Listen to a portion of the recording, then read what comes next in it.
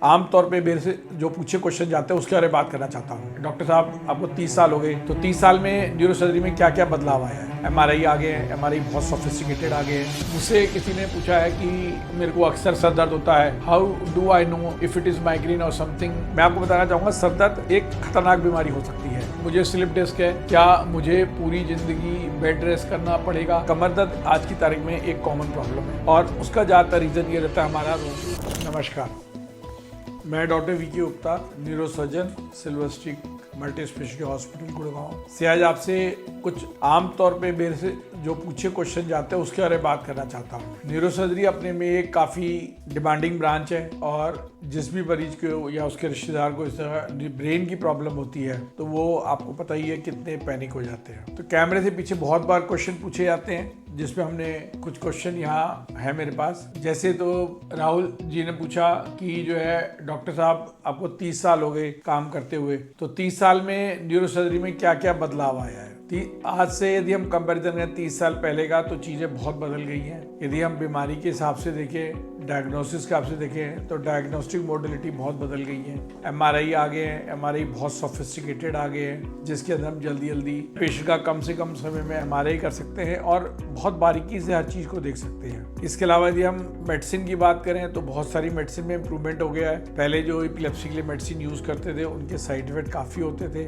आजकल जो नई दवा आई है वो दवा काफ़ी सेफ है और इवन प्रेगनेंसी में भी सेफ है, बच्चे में भी नुकसान नहीं पहुंचाती। यदि हम ऑपरेशन की बात करते हैं तो पहले से ऑपरेशन टेक्निक में काफ़ी ज़्यादा फर्क आ गया है। जो हमारे मेजर ऑपरेशन होते थे वो अब की होल सर्जरीज हो गई हैं, लेप्रोस्कोप होने की वजह से, एंडोस्कोप होने की वजह से, और जिसमें पेशेंट में दिमाग में पानी जैसे भर जाता था, हमें पाइप डालना पड़ता था। आज की तारीख में एंडोस्कोप की हेल्प से हम वेंट क्लॉस भी कर देते हैं, उसमें पाइप डालने की जरूरत नहीं पड़ती। चीज़ें बहुत बदल रही हैं और डे बाय डे जैसे पूरे मेडिकल टेक्नोलॉजी में चेंजेस आ रहे हैं, उस हिसाब से हर डिपार्टमेंट, हर स्पेशलिटी में बदलाव आ रहे हैं। मुझसे किसी ने पूछा है कि मेरे को अक्सर सर दर्द होता है, how do I know if it is migraine और something serious like a tumour. देखिए, आमतौर पे सर दर्द एक कॉमन बीमारी है और 100 में यदि हम देखें तो 60-70 लोग इसको माइग्रेन ही पहले में सोचते हैं और ज़्यादातर लोग डॉक्टर के पास जाना भी नहीं चाहते और किसी भी लोकल केमिस्ट से ओवर द काउंटर दवा लेके सर दर्द की दवा से काम चला लेते हैं। मैं आपको बताना चाहूँगा, सर दर्द एक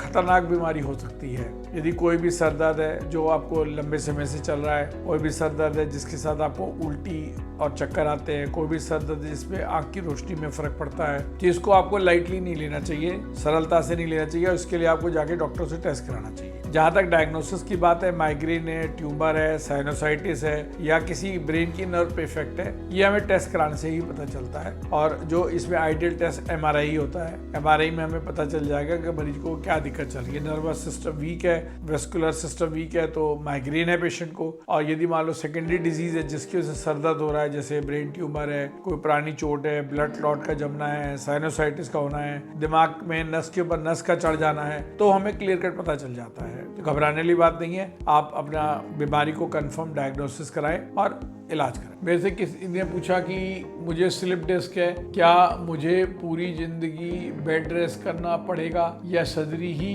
इसका एक रास्ता है? देखिए, कमर दर्द आज की तारीख में एक कॉमन प्रॉब्लम है और उसका ज़्यादातर रीज़न ये रहता है हमारा रॉन्ग पोस्चर। यदि हम कमर दर्द के कारण निकालें तो उसके अंदर डिस्क के कारण है, लेकिन डिस्क के अलावा बहुत सारी बीमारियां जिसके से कमर में दर्द होता है, जैसे जो हड्डी का बढ़ जाना, स्पॉन्डिलोसिस हो जाना, इसके अलावा जो है फैसिक जॉइंट में डिफेक्ट आ जाना, इन्फ्लेमेशन हो जाना, ट्यूबरक्लोसिस हो जाना, स्पाइनल कॉर्ड ट्यूमर का होना, चोट का लग जाना, ये सब चीज़ें कमर दर्द को पैदा करती है। अब जहाँ तक हम डिस्क की बात करते हैं, देखिए सारी डिस्क का इलाज ऑपरेशन नहीं है। 100 में 70 मरीज तो दवाओं से, फिजियोथेरेपी से ठीक हो जाते हैं और कुछ मरीजों में हमें ऑपरेशन करने की जरूरत पड़ती है। पहले, आज के 20 साल पहले कमर के ऑपरेशन में लोग बहुत डरते थे। आज की तारीख में कमर के ऑपरेशन बहुत अच्छे हैं। ये माइक्रोस्कोप से, दूरबीन से ऑपरेशन हो जाते हैं और डिस्क पूरी निकल जाती है और मरीज अच्छी तरह रिकवर करता है। मेरे से पूछा किसी ने कि लोग मिर्गी को ऊपरी हवा समझते हैं, इस पर आपका क्या कहना है? देखिए,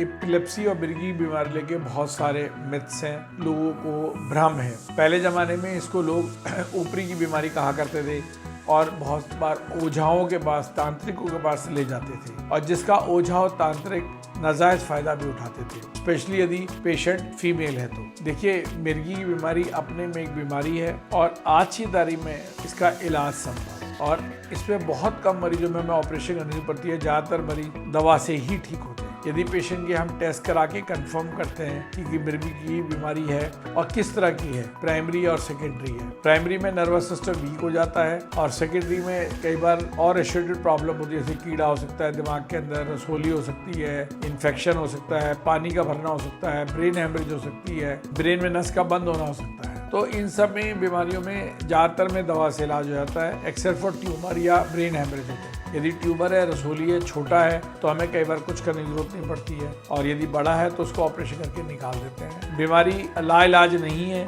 आप लोगों की गलतफहमियों को दूर करिए और अपने जानकार को जैसी बीमारी उसका इलाज कराइए। स्ट्रोक आजकल एक काफ़ी कॉमन प्रॉब्लम है। मेरे को लोग अक्सर पूछते रहते हैं कि ब्रेन स्ट्रोक के सिम्टम क्या होते हैं और उसमें गोल्डन आवर क्या है। तो ब्रेन स्ट्रोक मतलब दिमाग में नस का बंद होना। ब्रेन स्ट्रोक में वैसे हम देखें तो ब्रेन हेमरेज को भी ब्रेन स्ट्रोक में लेते हैं, लेकिन ज़्यादातर जब हम ब्रेन स्ट्रोक की बात करते हैं दिमाग में नस के बंद होने को बोलते हैं। तो इसके अंदर क्या होता है, हमें अलर्ट रहना चाहिए। और बी फास्ट एक एक्रोनिम है जिसमें जो है आपको जो है आइडिया लग जाएगा कि किसी को ब्रेन स्ट्रोक हो रहा है या नहीं हो रहा है। इसके अंदर जो है जैसे बी से बैलेंस है, और आईज में, फेस में, हाथ पैर में यदि कोई भी कमजोरी आती है तो आपको तुरंत डॉक्टर के पास जाना चाहिए। आज की तारीख में एक ऐसी दवा आई है, यदि मरीज हमारे पास 4.5 घंटे के अंदर आ जाए और वो हम इंजेक्शन लगा दें, उससे दिमाग का ब्लड क्लॉट डिजॉल्व हो जाता है। जैसे हार्ट के केसेस में हम लोग लगाते हैं वैसे ब्रेन में भी लगाते हैं। उससे पेशेंट को बहुत रिकवरी आती है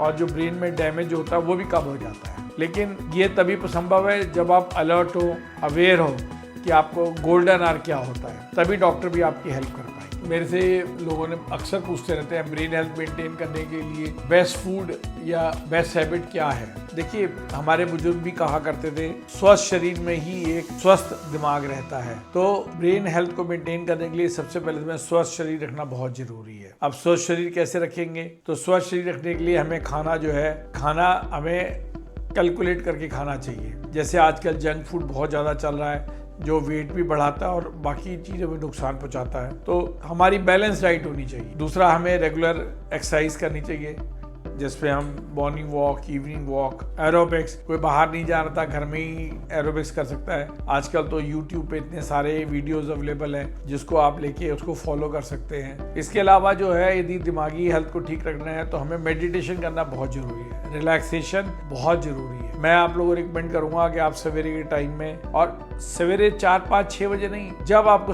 टाइम मिल जाए उस समय आप रिलैक्सेशन एक्सरसाइज करिए। डीप ब्रीथिंग एक्सरसाइज सबसे बढ़िया है, इससे बढ़िया कोई चीज़ नहीं है। दूसरा, मल्टीटास्किंग बना करके one task at one time करिए। इससे भी ब्रेन में काफ़ी ज़्यादा फर्क पड़ता है, ब्रेन की फंक्शनिंग बहुत ज़्यादा इंप्रूव कर जाती है। तो लाइफस्टाइल मॉडिफाई करिए, अपनी सेहत का और दिमाग का ध्यान रखिए। नींद भी बहुत ज़रूरी है और रात में 6 घंटे की नींद सबसे ज़रूरी है, क्योंकि नींद के टाइम में दिमाग को जो रेस्ट मिलता है वो किसी भी और मेथड से नहीं मिल सकता। तो इन सब चीज़ों का आप लोग ध्यान रखें। मैं आपको बताना चाहूँगा कि आपको ब्रेन और स्पाइन बीमारियों से डरने की ज़रूरत नहीं है। सिर्फ क्या है कि आपको उचित डॉक्टर के पास पहुँचना है और अपना इलाज कराना है। पहले ज़माने में अब ज़माने में चीज़ों में बहुत फ़र्क हो गया है और बहुत सारी बीमारियों के इलाज आ गए हैं और आप उन बीमारी का इलाज प्रॉपरली करा के ठीक हो सकते हैं। Silver stick multi speciality hospital में हम आपके साथ हैं, शुरुआत से आखिर तक, अस्पताल में आने से, इन्वेस्टिगेशन कराने से, डायग्नोसिस बनने से और इलाज के लिए। और इलाज के बाद भी आपको इस चीज़ में हेल्प करना कि कैसे आप आगे फिजियोथेरेपी करें, कैसे रिहेबिलिटेशन करें, और जिन लोगों को होम केयर की ज़रूरत है उसमें भी हम होम केयर में आपके साथ हैं। अपने स्वास्थ्य का ध्यान रखें और हमें सिल्वर स्टिक की सर्विसेज को इस्तेमाल करें। Stay healthy, stay informed.